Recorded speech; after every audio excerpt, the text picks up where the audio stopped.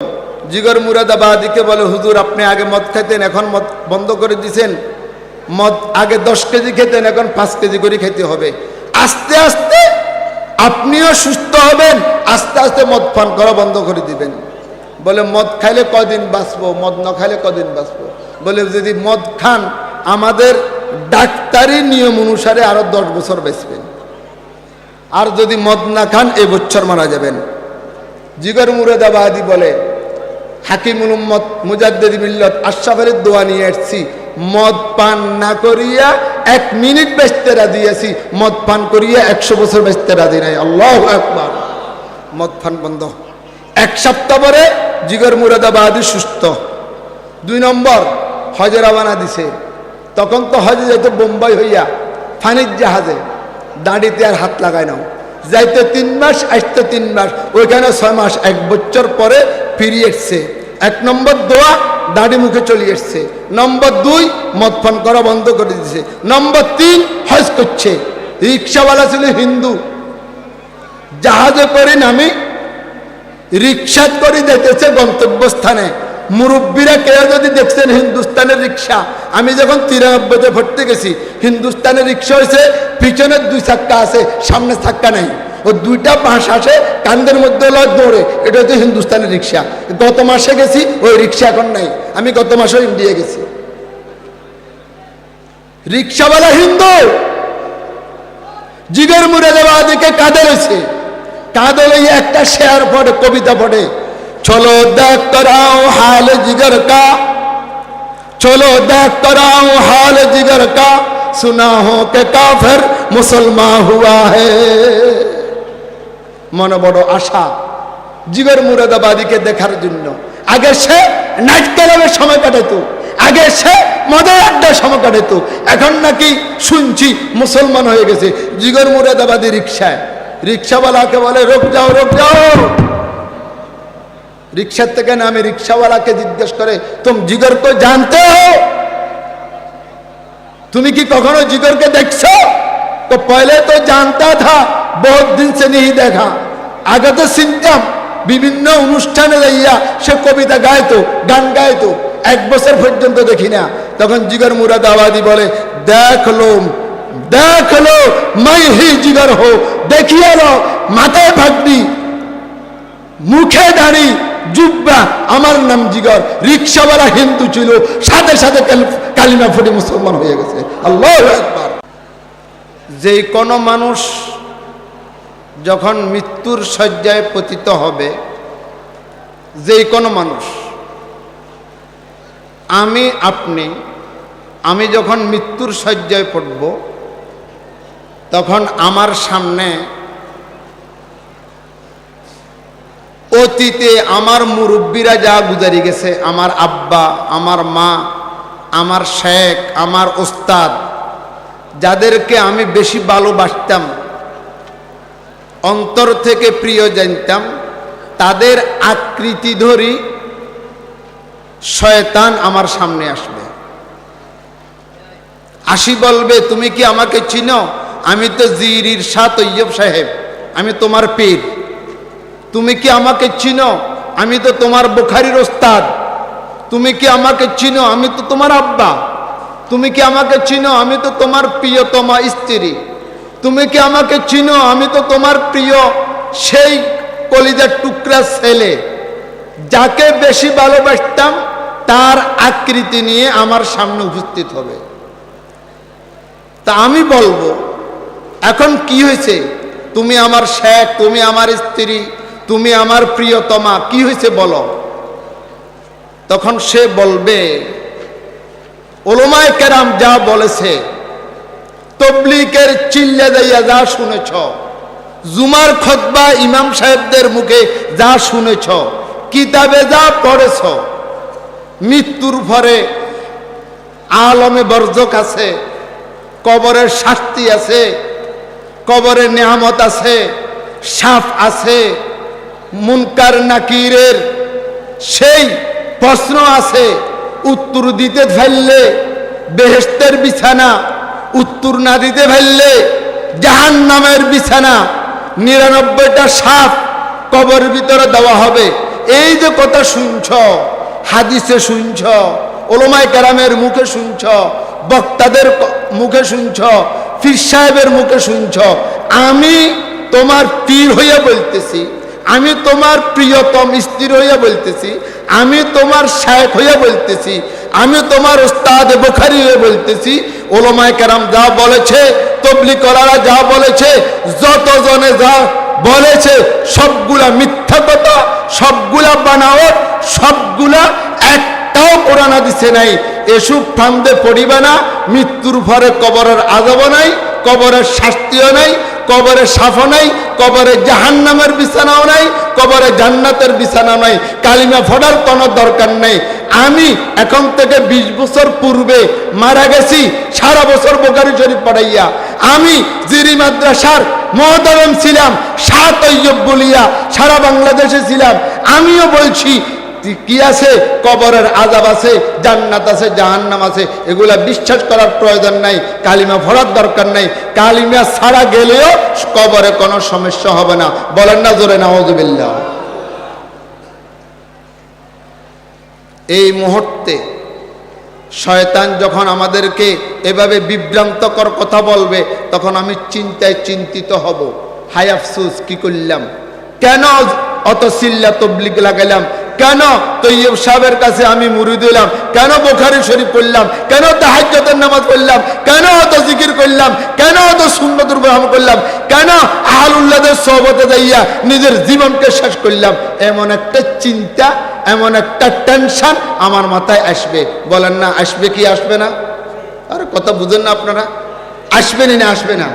আল্লাহ পাক বলে ইন্নাল্লাযীনা ক্বালু রব্বুনাল্লাহ,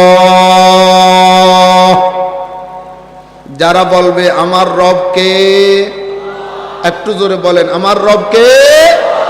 ইন্নাল্লাযীনা ক্বালু রব্বুনাল্লাহ, যারা বলবে আমার রব আল্লাহ, সুম্মাস্তাকামু, এরপরে রব্বুনাল্লাহ বলিয়া এই কথার উপরে সে অটল থাকবে। সাহাবী রাসূল বলে ইয়া রাসূলুল্লাহ, সংক্ষেপে নসিহত করেন, আপনি ছাড়া আপনার পরে কাউকে আমি প্রশ্ন করব না।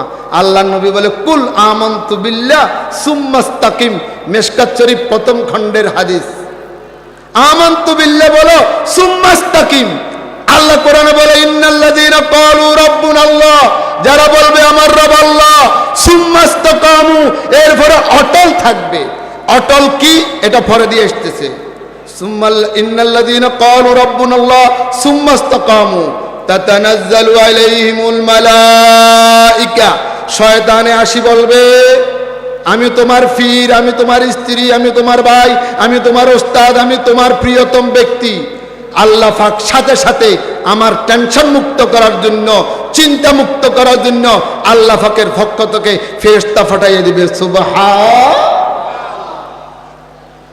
তাতানাজ্জালু আলাইহিমুল মালাইকা, ফেরেশতা এসে বলবে আল্লাহ তাখাফু ওয়া লা তাহজানু, ও ইউসুফ কাসেমি, ও তৈয়ব, ও ইমরান, আমি মালিকের পক্ষ থেকে ফেরেশতা আসি বলতেছি, সে মরদুদ লানাতুল্লাহ ইবলিস শয়তান। বলেন না নাউযুবিল্লাহ।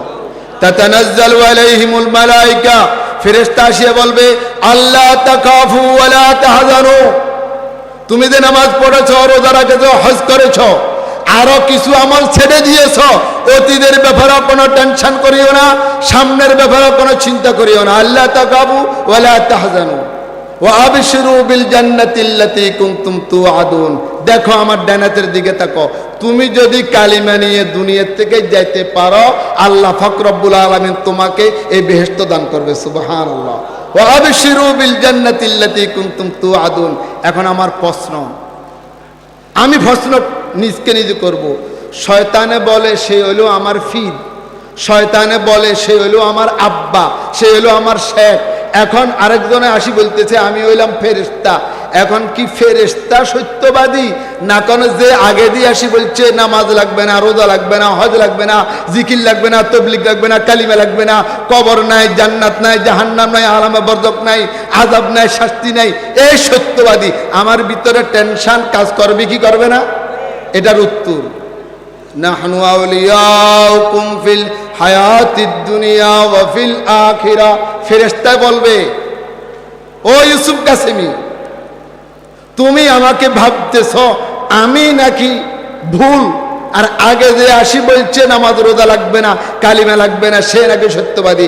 আমি সঠিক, শুনো, আমি তোমার সাথে এখনো আছি। নাহনু আউলিয়াকুম ফিল হায়াতিদ দুনিয়া, এখনো আছি, মৃত্যুর পরও থাকবো, কবরও থাকবো, হাসরও থাকবো, তোমার সাথে জান্নাতও থাকবো। সুবহানাল্লাহ।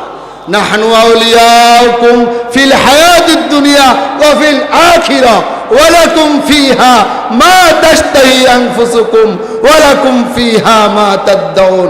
জান্নাতে যাবা, ইচ্ছা মতে যা ইচ্ছা তা তুমি আরোহণ করিবা, কোনো বাধা নাই।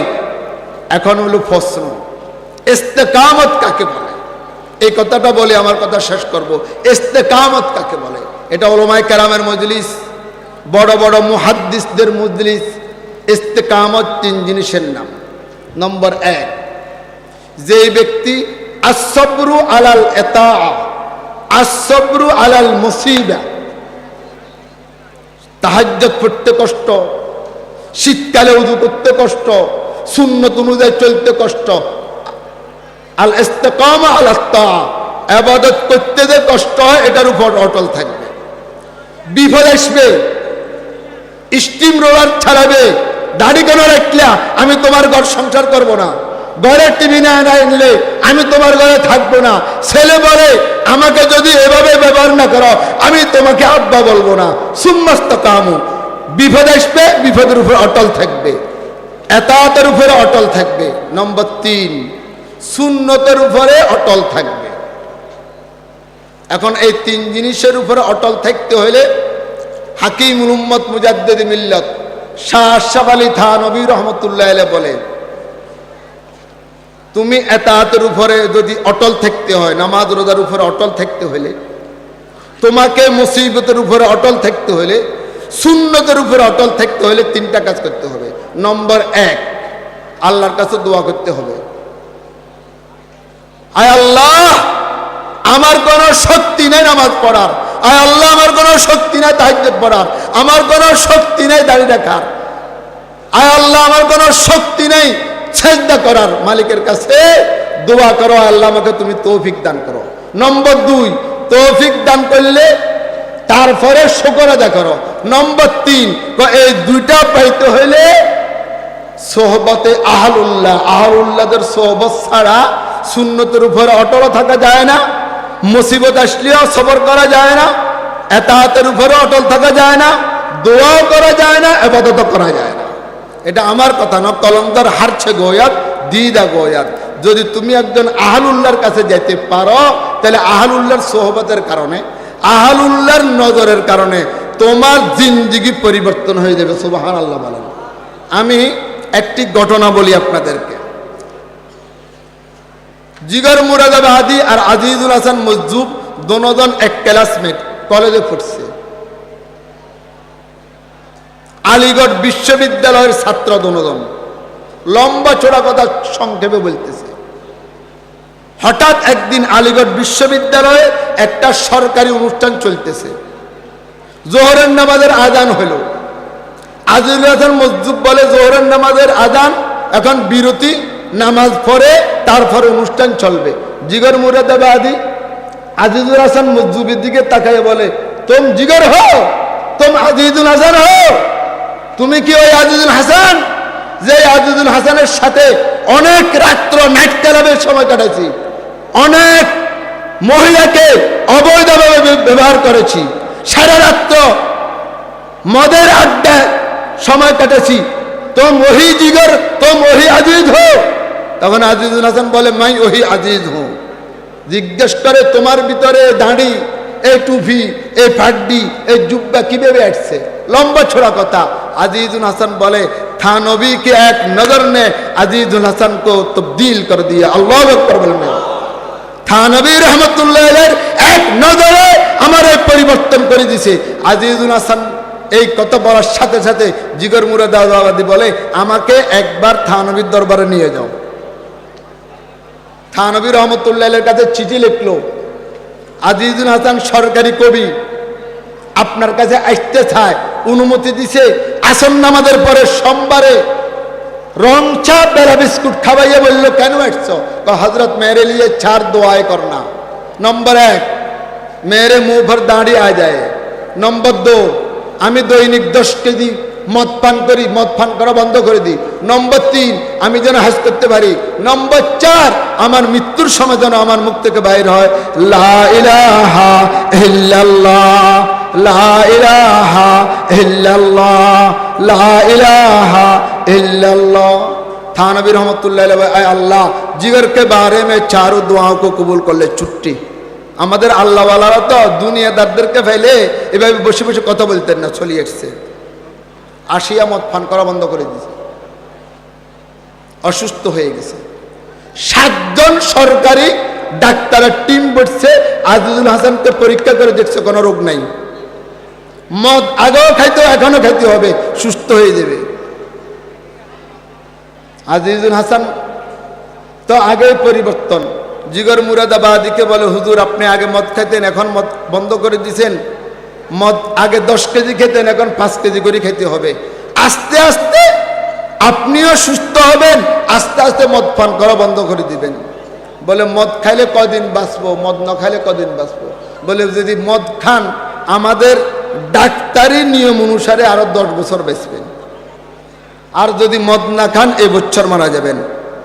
জিগর মুরাদাবাদী বলে, হাকিমুল উম্মত মুজাদ্দিদ মিল্লাত আশরাফ আলীর দোয়া নিয়ে আসছি, মদ পান না করিয়া 1 মিনিট বাঁচতে রাজি আছি, মদ পান করিয়া 100 বছর বাঁচতে রাজি নাই। আল্লাহু আকবার।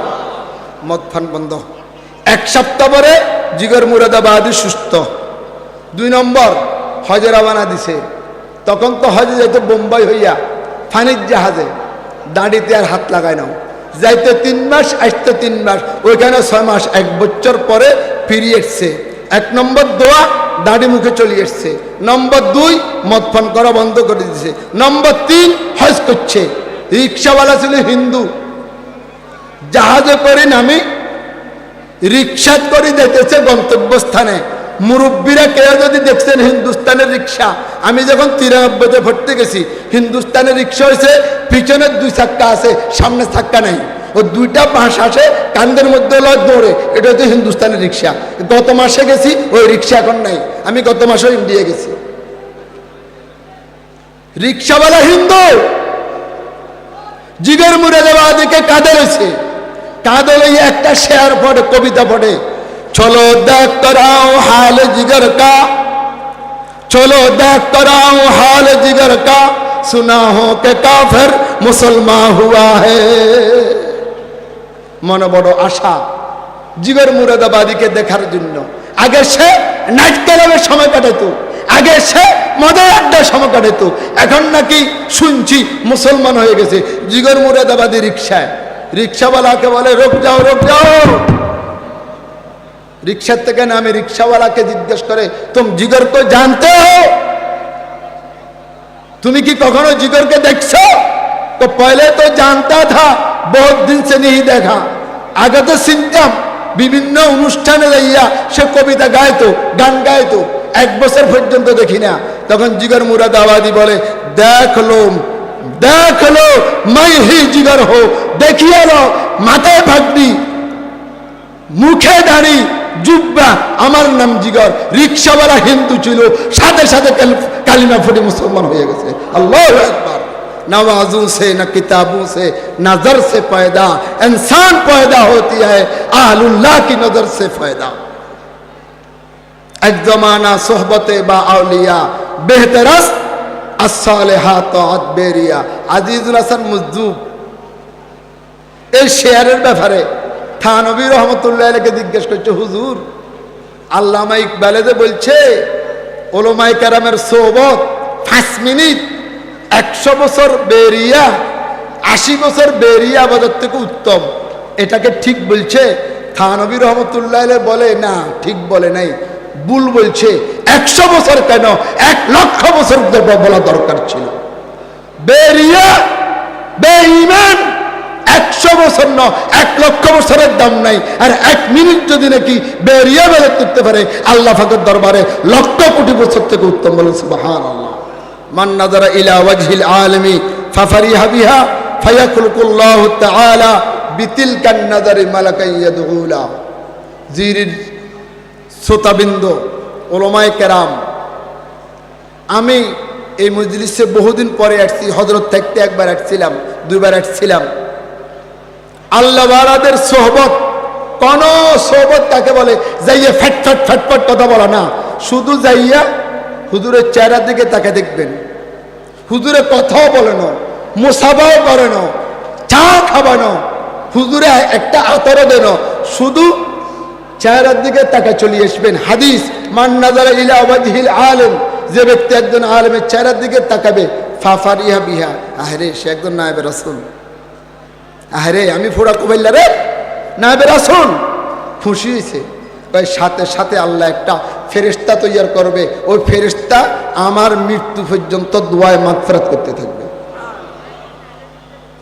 আল্লাহ আমাদেরকে আহলুল্লাহ সোহবতে দিয়া নিজের জীবনকে পরিবর্তন করার তৌফিক দান করক। ওয়া আখিরু দাওয়ানা আনিল হামদুলিল্লাহি রাব্বিল আলামিন। আসসালামু আলাইকুম ওয়া রাহমাতুল্লাহ।